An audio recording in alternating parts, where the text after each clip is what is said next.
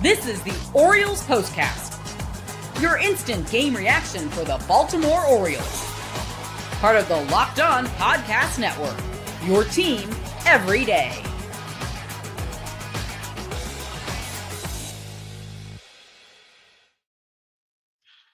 Game number 44 for the Baltimore Orioles. New era, same fight. Unfortunately, the new era under interim manager Tony Mansolino comes up just a bit short in game one with the final score of 10-6. Hello and welcome to the Baltimore Orioles postcast here on the Locked On Podcast Network. My name is Luke Slabaugh. I'm the post-game show host on this channel all season long for each and every Baltimore Orioles game. As a reminder, Connor Newcomb is here 5 days a week with his thoughts, his takes, his recaps of the Baltimore Orioles so far and this season. And of course, the big news today, as I see you all filing in here live on YouTube, is the firing of manager Brandon Hyde. So if you go back on our channel, you will see that Connor had a full breakdown today, about 30 minutes. I recommend you go watch it. I have watched it. It's very good. So thank you. This show, as always, streams live on YouTube. This is what I'm here for, the instant takes, live reaction. And today, episode's going to be a little bit different. First block, we're going to talk about this 10-6 loss to the Washington Nationals here on this Saturday. And then the second block, I'm going to turn it over to you, the listeners and the viewers who are able to engage live. We'll go for however long we want to. Connor is recovering from COVID, so did not want to jump on a live stream in his condition. So he put together a really thoughtful episode. And now I believe it's my turn. We'll talk about the game in block one and block two, talk about the managerial situation moving forward. Don't want to step on any toes or anything like that, but just give some thoughts on what things could look like in 2026 with a lot of factors still up in the air. Brandon Hyde, the third manager fired in Major League Baseball this season. Last night was the O's equivalent of getting caught with their pants down. It was like being on the stage and not knowing their lines, hearing others talk about you behind your back and knowing there was something sinister in the works, showing up late to a job interview. It was like the dream where you show up to the ACT or the SAT and you don't have any answers to the test. Friday night marked the death knell after the Orioles left a season-high 15 runners on base, and there was no focus on defense. I didn't even have time to talk about Gregory Soto spiking that ball on an easy double play. We did talk about Adley Rutschman dogging it after that passed ball. Someone had to pay after last night's 4-3 loss to the Nationals. And tonight, it's Brandon Hyde. The team is now 14 games under 500, and 118 games remain. It is time to turn things around. And that is what we're talking about. A game that slipped away early. A 10-6 loss to the Washington Nationals. This is what you'll be talking about. Kyle Gibson's fourth start of the year and fourth clunker. When dysfunction reveals itself, it's unfair to pin it all on one person. But if you said Kyle Gibson today, I understand that. And no Brandon Hyde to blame. I see a comment already in the chat targeting GM and Executive Vice President Mike Elias. More on that in a little bit. But you wonder, Orioles players in a state of shock, the manager that most of them have always known out the door, Tim Cousins as well, catching instructor and Major League field coordinator, gone. Who do they turn to? Tony Mansolino. Where's the leadership coming from? Where's the preparedness? Where is the focus under pressure? The nerve? Where's the composure? Not from Kyle Gibson, as he threw batting practice yet again. C.J. Abrams, who was stifled last night by Cade Povich in the bullpen, hits a leadoff double. And all of a sudden, you could kind of see that something was off from the Orioles on defense. Heston Kjerstad throwing that ball in way offline, goes to third base. Next pitch is a wild pitch by Gibby. James Wood singles. It's quickly a 1-0 ball game. Nathaniel Lowe walks. And then a line drive hit by Keibert Ruiz. Cedric Mullins, normally fantastic in center field, had an amazing catch last night going up against the wall. Back flush completely turned to home plate, sticking the glove out. Today, sun must have been in his eyes, took a step forward and completely misjudged the ball, went over his head. Another RBI double makes it 2-0. Garcia, 2-run single to right field. Luis Garcia, already 4-0. No outs. Josh Bell singles, then advances to second after Kerstad then throws a ball past the cutoff man to third base. So 40 pitches before Kyle Gibson even gets the first out, where he gets Dylan Cruz. Side note, kind of hard to be Dylan Cruz today, where your team is rallying, scoring 6 runs in the first inning off of Kyle Gibson. You finish 0 for 3, 2 strikeouts, get hit by a pitch, and then picked off. He is going through it. And then Jose Tena hits a sac fly, made it 5-0. An RBI triple from Jacob Young, opposite field. 47 pitches and just gets 2 outs before he's lifted for Charlie Morton. Yikes. Close the book on Kyle Gibson. His ERA now sits at 16.78. 16.78 through 4 starts. 1678, coincidentally, the year the first North American fire station went into service. And he started one today, Gibson did, that needed to be put out. Bonus points to whoever can tell me which city that first fire station started in. I know, but I'm sure you know as well. And Charlie Morton solid in relief. Just a 2-out RBI double to Luis Garcia after walking James Wood in the second, made it a 7-0 ball game. Strikes out the side, top of the fourth. Curveball really working well against Keibert Ruiz and Nathaniel Lowe. Got Dylan Cruz on a curveball there in the fifth. So he finishes with 6 strikeouts over 4 1/3 innings. 2 hits, an earned run, a walk, 62 pitches, and 43 of them for strikes.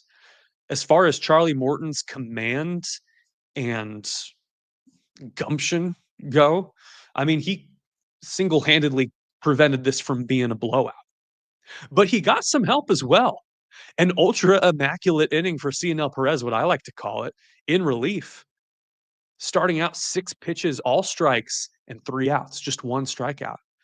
And then a completely perfect 1, 2, 3, top of the 7th. 10 pitches. And then Keibert Ruiz grounding out in that inning. Ryan Mountcastle kind of has to go off the bag towards second base.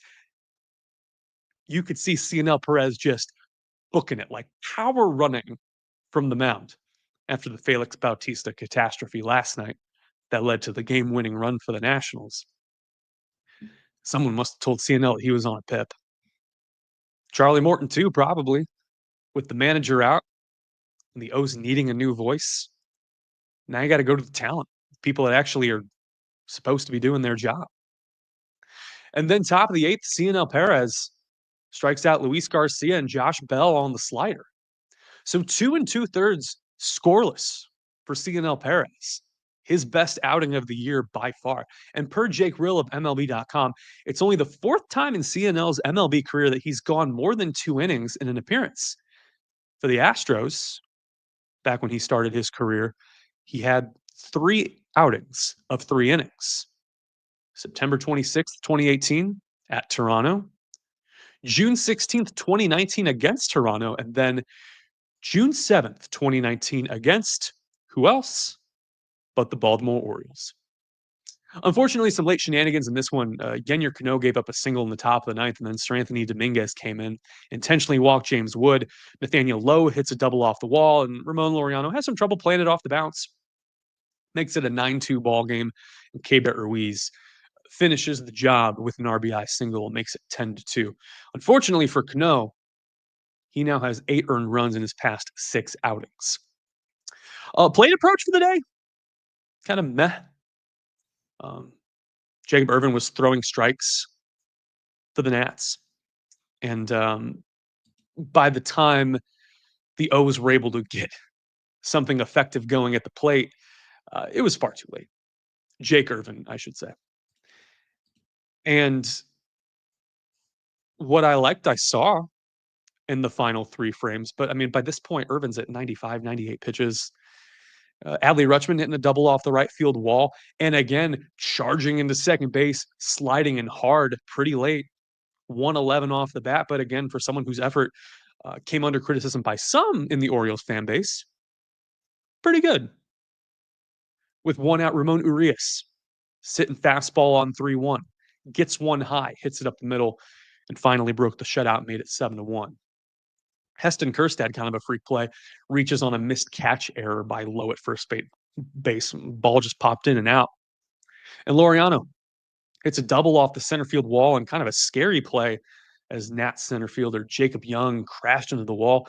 Someone who's over 30 and sees that kind of contact and pressure, it can get brittle up there. And I felt for him. He left the game. Alex Call subbing in for him. And yes, so you got to give some leeway to the Nats. Davey Martinez was just hoping that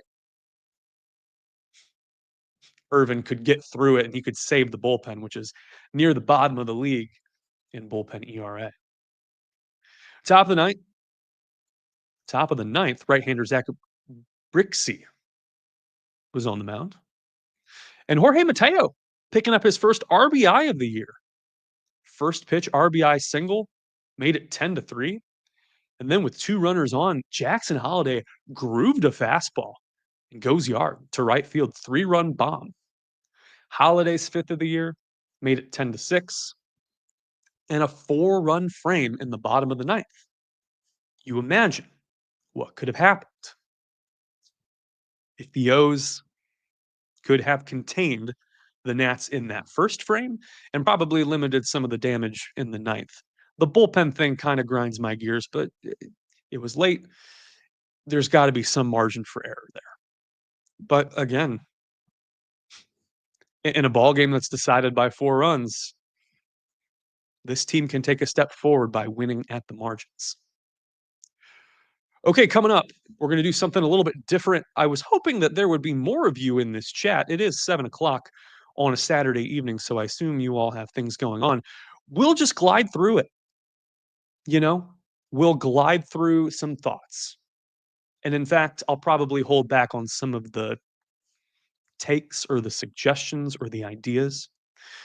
But I would love to hear your thoughts on the firing of manager Brandon Hyde, the game today if you want, and then what you would like to see out of your next manager moving forward. I have ideas. I was writing about this last night on the off chance that something like this could happen. It just felt like one of those defeated low points, just one of those days where I've covered a lot of, you know what? We're going to do this after the break. I have too many thoughts. Too many thoughts. See you in a second. The masculine urge to stop myself from talking. If you ever wanted to go to the game last minute, Camden Yards, get a front row seat to the Tony Mancellino era. That was a Freudian slip. Well, if you want to get in the stands, Gametime is your ticket. Easiest way to grab last-minute tickets without the stress. With the money you save on tickets, you can splurge on food, drinks, merch, even invite some more people to come with you. And that's what baseball is all about. It's about community. Gametime makes buying tickets fast and simple. Prices on the app actually drop closer to game time, and they got incredible last-minute deals, clear seat views, and the lowest price guarantee that takes the worry out of buying. Gametime is the official ticketing partner of the Locked On MLB podcast. Super excited as the season progresses, and maybe this team gets some fire. Maybe they do light a fire. Go to Fenway Park, go to Rogers Center, go to Wrigley Field, go to anywhere. You take the guesswork out of buying tickets with Gametime. Download the Gametime app, create an account, and use the code LOCKEDONMLB for $20 off your first purchase. Terms apply. Again, create an account and redeem LOCKEDONMLB. That's code LOCKEDONMLB for $20 off. Download the Gametime app today. Last-minute tickets, lowest price guaranteed. This show also sponsored by FanDuel. NBA playoffs are in full swing. We got a Game 7 tomorrow. I can't wait to watch.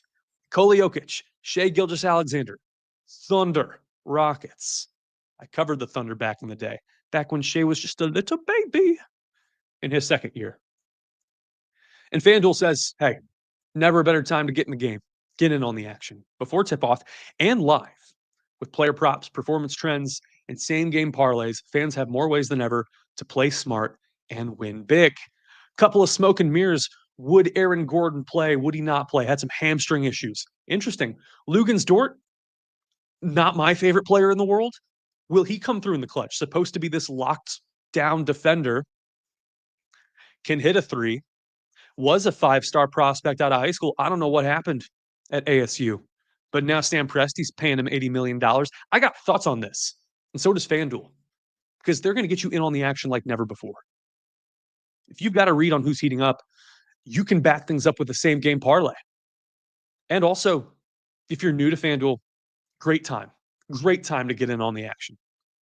Head to FanDuel.com, place your first $5 bet. If it wins, you'll get $200, $200 in bonus bets. Make every moment more with FanDuel, official sports betting partner of the NBA.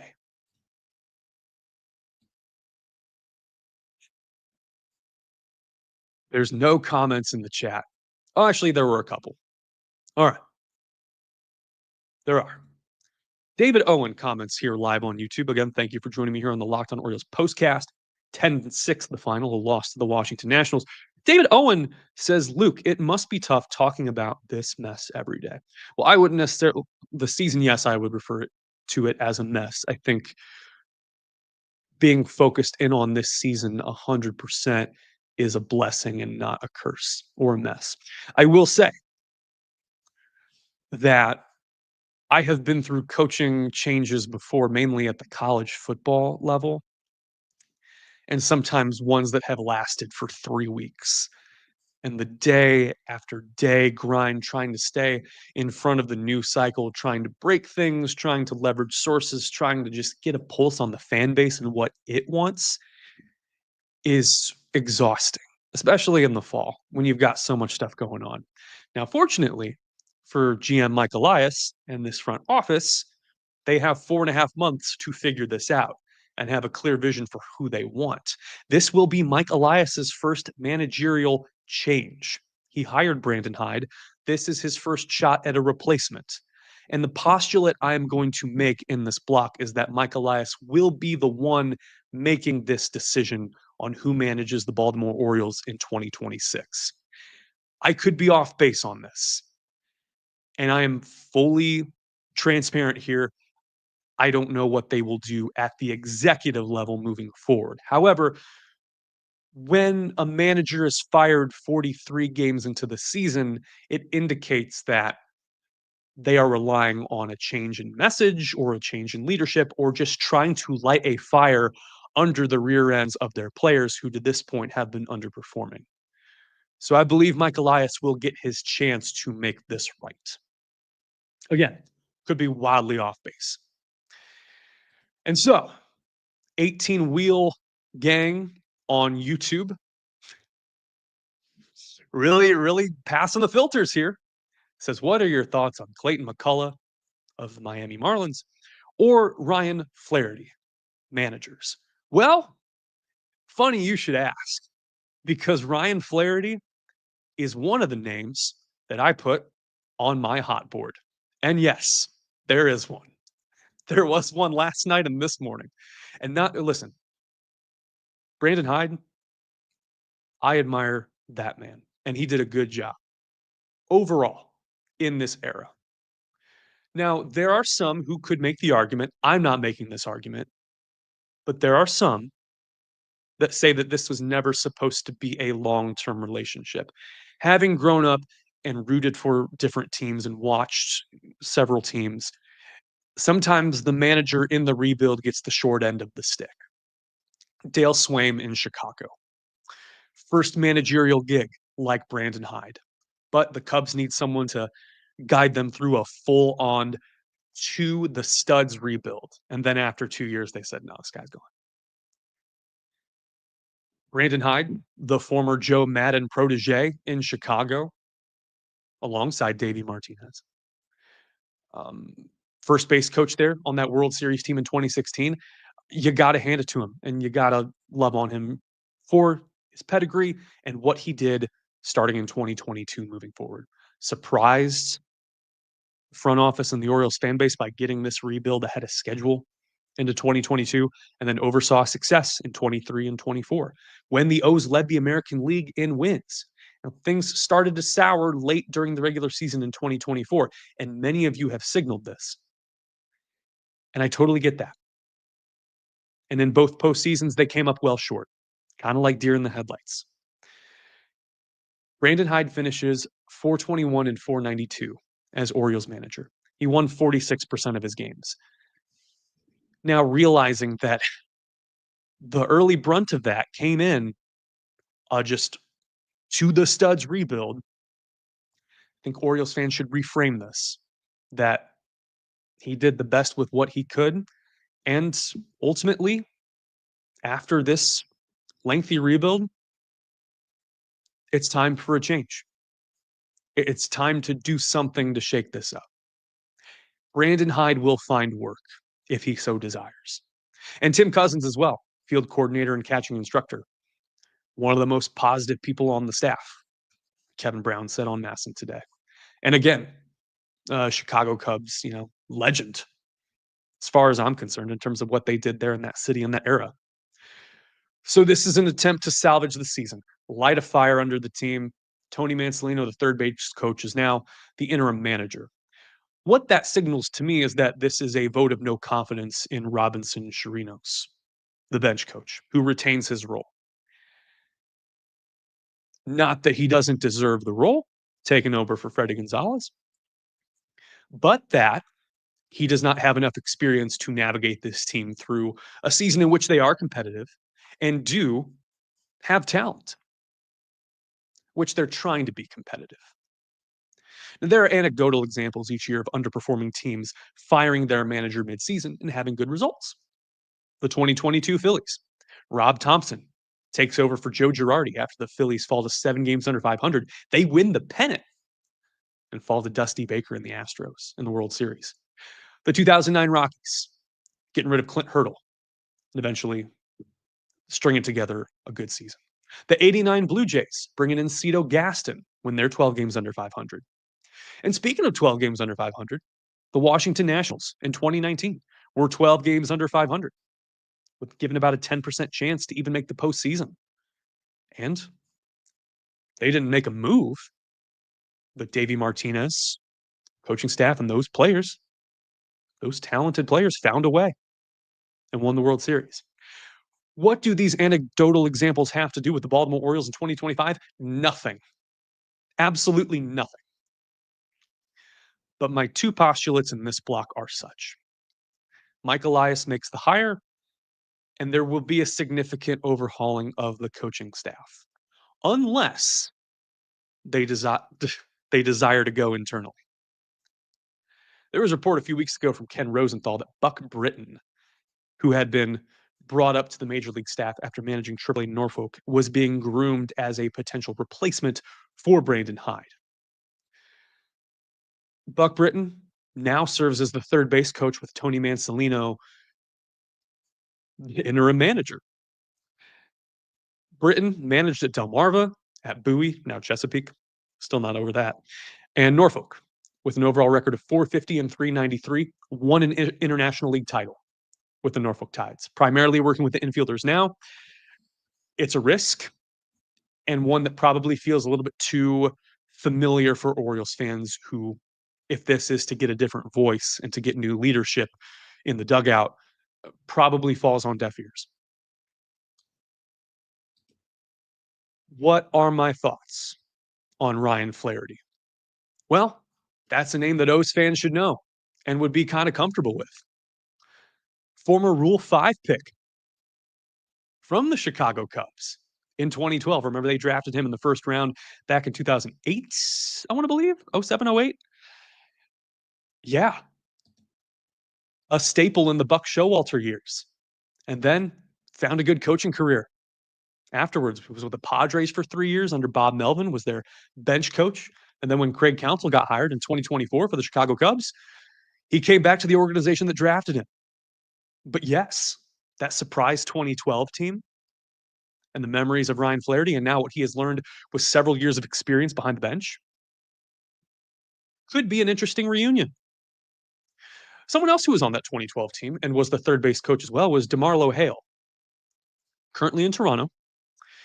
Filled in for Terry Francona a little bit in 2021 when he experienced some health issues, but never actually a long-term managerial stint at the major leagues.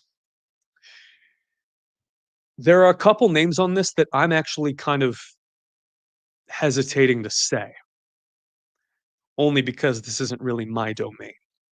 It's postcast domain, as we are talking about a 10-6 loss to the Washington Nationals. But there are a couple of spicy ones, and a couple of ones that, to be honest, are probably for another time. It could be worth asking yourself, is the Orioles' next manager in the opposing dugout right now? Now, Dave Martinez had a lengthy career as a bench coach in Tampa and then in Chicago under Joe Madden, and then got hired by the Nationals and helped them win the 2019 World Series. He has gotten a lot of runway since then, and in fact has navigated a seemingly perpetual rebuild in Navy Yard. Now, the GM in Washington says that he doesn't want to hear any more about a rebuild. Mike Rizzo's like, hey, it's time. And they've got enough young talent that you could argue that Davey wouldn't want to move on. And I wouldn't even postulate at this point that he's on the hot seat, given the comfortability that he has with ownership and has the way he's endeared himself to fans. But with James Wood, CJ Abrams, Keber Ruiz, some decent arms that we have seen, maybe he's a lifer behind the dugout there, or as long as the learners will let him stay there. His bench coach has some significant player development experience. And we know that Mike Elias initially targeted that when he hired Brandon Hyde. Miguel Cairo is a name that a lot of baseball fans should recognize. He played in the late 90s through the 2000s. Was the Mets field coordinator a couple years ago. He was the interim manager when Tony La Russa left the White Sox for a little bit and had some health issues. And now he's behind the bench for the Nationals. Former major league player, Spanish-speaking Venezuelan, and definitely has a way to relate to players and learning from a great baseball mind in Davey Martinez. There are a couple others I would think of. John Gibbons is the bench coach for the Mets. Lots of at least experience, helped to lead the Blue Jays to playoff appearances in 2015 and 2016. Certainly knows the foes in the division. Jeff Bannister is the bench coach right now for the Diamondbacks. Led the Rangers to an over 500 record, made a couple of postseason appearances near the end of a competitive window. And there are a bunch of up and comers that I don't even want to. I mean, I don't have a whole lot of books on. Christopher Negron for the Mariners. Ricky Weeks is the associate manager or bench coach in Milwaukee. Daniel Descalso, another former player in St. Louis. And St. Louis is the one where I'm curious. Mike Elias got his start there as a scout, then a regional scouting director, and then eventually latched on with Jeff Luhnow in the Astros. And there are a couple of names here that might be the crown jewels of the managerial class in 2026. Skip Schumacher is currently the assistant to Vice President Chris Young of the Texas Rangers. Hot on the scene in 2023, navigated a young, uncompetitive, lackluster Miami Marlins team to the playoffs, and then flamed out in 2024. He is let go. The Marlins parted ways with him, though I'm not sure which way they said they were going. Don't like that phrase at all. And word on the street is that he could be Bruce Bochy's heir apparent in Arlington. And if so, that is an expanding brain move by Chris Young to get Skip Schumacher in there. I see a comment here. Yadier Molina, Albert Pujols. I don't know, man. That's going to be a no for me. But if we did this in a Cardinals chat, it could be different. And this is where it gets interesting. Ollie Marmol is the manager in St. Louis right now. He was thrown into the fire at 35 years old in 2022, and he was not ready. Yes, they won 93 games that first season. He had an MVP in Paul Goldschmidt and a rejuvenated Albert Pujols DHing and a hardy farm system that was bringing up some really good players. They currently just had a 9-game win streak, and they're 1 game back of their division. The Cardinals were not expected to be a title contender preseason, and yet Ollie Marmol has leveraged this team and gotten a lot of good talent out of it, despite some well-voiced concerns by the fan base and even the front office. There were whispers that his seat was warm, even hot, heading into 2025. Making this matter even more spicy, Chaim Bloom takes over as president of baseball operations in 2026. They are sending John Mozeliak out the door at the end of this year, and then I assume reenacting the ending of Old Yeller. Chaim Bloom has a background with Boston, and before that, wunderkind in Tampa Bay, navigating the minor league systems and bringing up a crop of great talent. He now finds it necessary to do that in St. Louis to revitalize the minor league organization. Mike Elias was part of the scouting group that drafted Ollie Marmol in 2007. I know Ollie Marmol, and I know him to be a good man. He would not leave St. Louis of his own accord. It's the only organization he's ever known. However, there is some familiarity here. I'm not going to put smoke on this. I don't have the intel on this to say this. But that is a name that could be endearing to Orioles fans, depending on how St. Louis finishes and depending on the direction they want to take after this season. I know him to be a good man, and what he's doing right now in St. Louis is respectable. He's finally getting his bearings as a major league manager after they missed the playoffs the last 2 seasons. And it would be really funny to have him and Tyler O'Neill in the same dugout again. That's all I'm going to say about that. Okay, we're going over time here. I got a dinner reservation. We got to go. Brandon Hyde was let go today. And unfortunately, the Orioles could not string together a comeback against the Washington Nationals. Final score, Washington 10, Baltimore 6. Thanks so much for watching live here on YouTube and listening to the Baltimore Orioles postcast. My name is Luke Slabaugh. I'm the post-game show host. We do this live after every game, and I will be here tomorrow. I will see you right here on the Locked On Orioles podcast. Have a good night. Stay safe, and I'll see you tomorrow.